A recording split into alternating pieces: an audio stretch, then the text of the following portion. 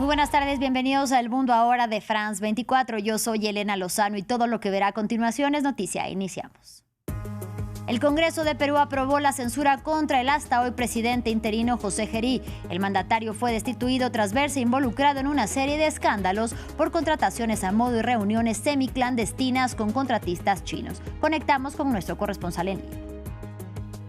Irán estaría dispuesto a una verificación de su programa nuclear, un anuncio que coincide con el fin de la segunda ronda de negociaciones entre Washington y Teherán en Ginebra. La diplomacia iraní señaló buenos avances y entendimientos sobre los principios fundamentales de la discusión con Washington, con quienes volverían a reunirse en unas semanas.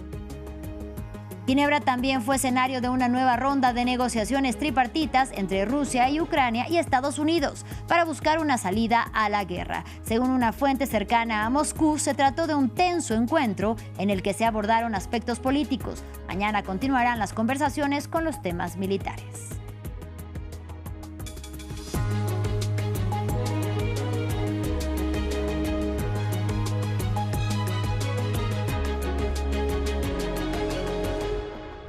Iniciamos en Perú, donde cayó un nuevo gobierno. El hasta hoy presidente interino José Gerí fue destituido del cargo vía moción de censura que contó con el aval de la mayoría necesaria en el Congreso. El que fuera presidente del Congreso durante el gobierno de Dina Boluarte estuvo envuelto en una serie de escándalos por contrataciones a modo y también por reuniones semiclandestinas con contratistas chinos. Vamos a Lima con nuestro corresponsal Francisco Zacarías para ampliar esta información. Francisco, nuevamente muy buena tarde. Cuéntanos cómo fue el proceso para la destitución de José Gerí y por qué no prosperó la vacancia propuesta por el fujimorismo.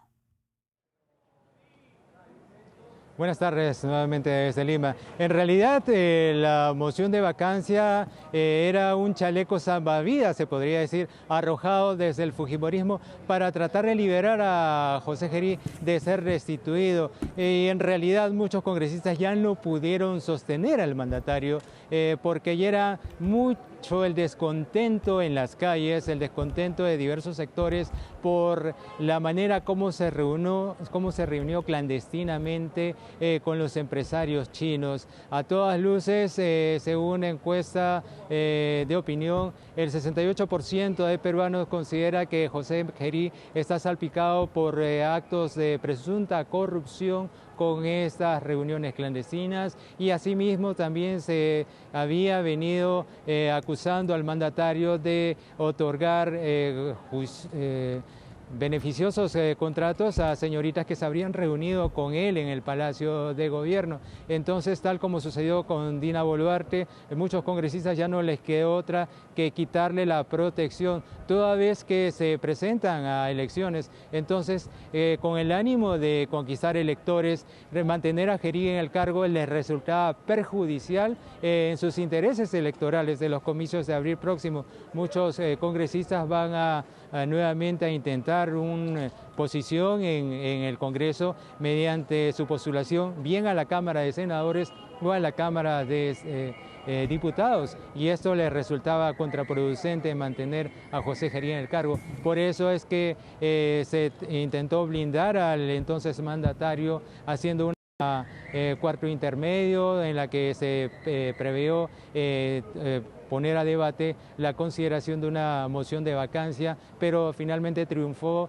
la moción de censura porque se prevaleció la invocación a una ley que establece en la Constitución peruana que, a pesar de ser presidente del país en orden de la línea de sucesión constitucional, el presidente del Congreso sigue manteniendo el cargo de legislador y congresista y por tanto merecía ser destituido con una moción de censura y no con la vacancia presidencial. ¿Cuál era el argumento de los que promovían la vacancia presidencial en este caso? Es que se necesitaban 87 votos que los legisladores que apoyaban su destitución no lo iban a conseguir. Dicho esto, ahora que viene Francisco, ¿cuál es el proceso a seguir para elegir al que sería el octavo presidente de Perú en los últimos 10 años? Y te lo preguntamos sobre todo porque se acercan unas elecciones en menos de 2 meses, legislativas y presidenciales. En estos momentos Perú se encuentra en una situación rara de desgobierno porque no hay presidente. Ahorita ha quedado públicamente al mando del cargo el primer ministro Ernesto Álvarez, quien está con los ministros. El presidente del Congreso actual, Fernando Rospigliosi, ha convocado para una sesión plenaria mañana, miércoles 18 a las 6 de la tarde, para que se presente en la lista de congresistas que van a elegir entre los legisladores al nuevo presidente interino. Esta situación se va a realizar a menos de 2 meses de los comicios presidenciales y congresales del Perú, y eso va a tener mucha incidencia porque hay legisladores que están viendo en qué medida presentarse al cargo de mandatario interino de los peruanos le podría generar resto en la lista de sus partidos políticos, en las cámaras y en la presidencia, porque el que tenga que asumir las riendas de este país va a asumirlo en plena crisis. No va a haber lo que siempre se acostumbra, la convivencia entre la población y el mandatario, que se llama la luna de miel, en el que la población le otorga todo el beneplácito al mandatario que asume las funciones para ejecutar el gobierno. Va a ser un gobierno muy rápido, de cuestión de semanas simplemente, que va a tener que conducir unas elecciones en medio de una crisis de inseguridad. Las elecciones por lo demás van a ser muy complicadas porque las autoridades electorales han establecido unos comicios donde se van a presentar más de una treintena de partidos políticos, una ánfora de unas dimensiones extremadamente descompensadas para lo que comúnmente se venía realizando acá. Muchos electores no tienen el conocimiento de los candidatos que se presentan, y muchos no les interesa saber quién va a ser el nuevo presidente, porque ellos en la calle reclaman que por más que voten no le respetan la elección que ellos han tenido. Por lo pronto, Francisco Zacarías, lo que se sabe es que se busca nuevo presidente en Perú y los partidos tienen menos de 3 horas para presentar a sus candidatos ante el Congreso peruano. Muchísimas gracias, Francisco Zacarías, por la información y el reporte en vivo desde afuera del Congreso peruano. Ahora cambiamos de tema y vamos a Suiza, porque Estados Unidos e Irán culminaron la segunda ronda de conversaciones indirectas que fueron celebradas este martes en Ginebra. La delegación de la República Islámica informó de buenos avances y entendimientos sobre los principios fundamentales de la discusión con Washington, que también señaló progresos, pero recalcó que aún quedan detalles importantes por discutir. Tras la cita, el presidente iraní Masoud Pezeshkian dijo que Teherán estaría dispuesto a una verificación de su programa nuclear, y medios reportaron el cierre del estrecho de Hormuz por unas horas durante este martes. Ampliamos a continuación. Nueva ronda de diálogos entre Irán y Estados Unidos, luego de que el presidente Donald Trump tildara a los negociadores de la República Islámica de malos. Irán es un negociador muy duro. ¿Son buenos negociadores o malos negociadores? Yo diría que son malos negociadores, porque podríamos haber alcanzado un acuerdo en lugar de enviar los B-2 para neutralizar su potencial nuclear, y tuvimos que enviar los B-2. Espero que sean más razonables. Quieren llegar a un acuerdo. Este martes se celebró la segunda jornada de negociaciones nucleares indirectas en Ginebra bajo la mediación de Omán. En las calles de la ciudad suiza, decenas de manifestantes se pronunciaron en contra de la violenta represión iraní durante las protestas de enero. Aunque al término de las charlas, la delegación del país persa aseveró que los diálogos fueron constructivos y que hubo un entendimiento con respecto a los asuntos principales. Todavía no existe una hoja de ruta propiamente dicha, pero ahora tenemos una visión más clara de las medidas que hay que tomar y los pasos que hay que seguir. Por supuesto, ambas partes mantienen posiciones que tardarán en desaparecer, pero al menos disponemos de un conjunto de principios rectores y de una vía más clara para avanzar. Por su parte, desde Teherán, el líder supremo continúa advirtiendo que sus Fuerzas Armadas tienen la capacidad de herir a las tropas de Estados Unidos ubicadas en Medio Oriente. Dicen, enviamos un barco a Irán. Por supuesto, un buque de guerra es una embarcación peligrosa, pero aún más peligrosa es el arma que puede enviarlo al fondo del mar. Omán afirmó que si bien queda mucho trabajo por hacer, el diálogo del martes resultó con un buen progreso. Mientras tanto, las agencias de noticias estatales de Irán informaron que la Guardia Revolucionaria y el Ejército llevaron a cabo ejercicios militares a gran escala en el estrecho de Hormuz, cerrando zonas del paso marítimo durante varias horas. Y también en la capital suiza finalizó una nueva ronda de negociaciones tripartitas entre Rusia y Ucrania con Estados Unidos para buscar una salida a la guerra que este mes cumple 4 años de haber iniciado. Según una fuente cercana a Moscú, se trató de un tenso encuentro en el que se abordaron aspectos políticos. Mañana continuarán las conversaciones con los temas militares, que son los que siguen distanciando las posturas entre Ucrania y Rusia. Cabe recordar que Moscú, horas antes de sentarse a la mesa, lanzó otro ataque masivo con drones y misiles contra 12 regiones ucranianas que habrían dejado al menos 3 muertos. En otro orden de ideas, Estados Unidos informó este martes de nuevos ataques contra 3 presuntas narcolanchas en el Mar Pacífico y el Caribe. Un operativo realizado en el marco de la Operación Lanza del Sur, que dejó 11 personas muertas y tuvo lugar durante las últimas horas del lunes. Las Fuerzas Armadas estadounidenses informaron sin presentar pruebas que las embarcaciones eran operadas por las que denomina como organizaciones terroristas designadas.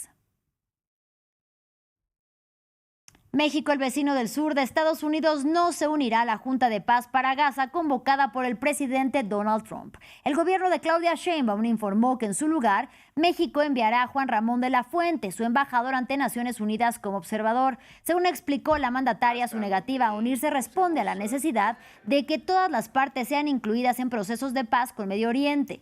La Junta de Paz, conformada por líderes mundiales, se reunirá de manera inaugural el próximo jueves. A México se une el Vaticano. El secretario de Estado de la Santa Sede, el cardenal Pietro Parolin, informó que tampoco integrará la Junta de Paz. En tanto, el grupo islamista Hamás instó a que los países que sí la conformen obliguen a Israel a detener las violaciones de la tregua en la Franja de Gaza.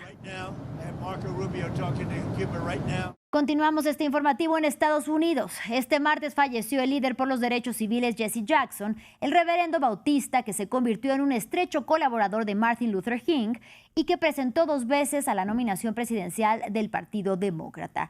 Jackson murió a los 84 años y padecía de Parkinson desde el 2017. El presidente Donald Trump dijo de él que fue un buen hombre con gran personalidad. Y en este informe les contamos sobre toda su trayectoria. Jesse Jackson era conocido por decir: la excelencia es el mejor disuasivo contra el racismo, una creencia que trató de reflejar como político, activista y ministro bautista ordenado. En la década de 1960, luchó en el movimiento por los derechos civiles junto a su mentor Martin Luther King. De hecho, estaba con él en el balcón de un hotel cuando el líder fue asesinado en Memphis en 1968. He sido bendecido por Dios al poder volver aquí 50 años después. Y cada vez que se cae la costra, la herida sigue abierta, la sangre sigue brotando. En 1971, Jesse Jackson fundó People United to Save Humanity, un grupo dedicado a continuar la labor del líder asesinado. Luego, en 1984, se convirtió en el segundo afroestadounidense en organizar una campaña nacional para la presidencia, pero quedó en tercer lugar en las primarias demócratas. Jackson se postuló por segunda y última vez para presidente en 1988. Más adelante, siguió pronunciándose sobre temas que lo preocupaban, como el racismo y la violencia policial. Mantengan la disciplina, la concentración y la no violencia. En las elecciones presidenciales de 2020, apoyó a Bernie Sanders en lugar de a Joe Biden. Un año más tarde, Emmanuel Macron concedió a Jackson una de las más altas distinciones de Francia, la Legión de Honor, en reconocimiento a lo que el actual mandatario francés denominó un largo camino hacia la emancipación y la justicia. Para entonces, ya había anunciado que padecía la enfermedad de Parkinson y en 2025 recibió un diagnóstico de parálisis supranuclear progresiva. A pesar del deterioro de su salud, siguió haciendo apariciones públicas, incluso en la Convención Demócrata de 2024, donde fue recibido por la multitud como un héroe del partido. Y terminamos con esta imagen. El cantante puertorriqueño Bad Bunny levantando el brazo derecho en señal de victoria y con una pelota de fútbol americano en la mano. Y en la otra, agarrado del niño al que le entregó su Grammy en el show de medio tiempo del Super Bowl. A su lado está el presidente estadounidense Donald Trump haciendo un reclamo. Así es el graffiti que capta las miradas y causa polémica en una de las calles del centro de Barcelona. La obra es del artista Alberto León, que también dibujó palomas de la paz y la palabra América en color. Fin del informativo, gracias por su compañía y hasta la próxima.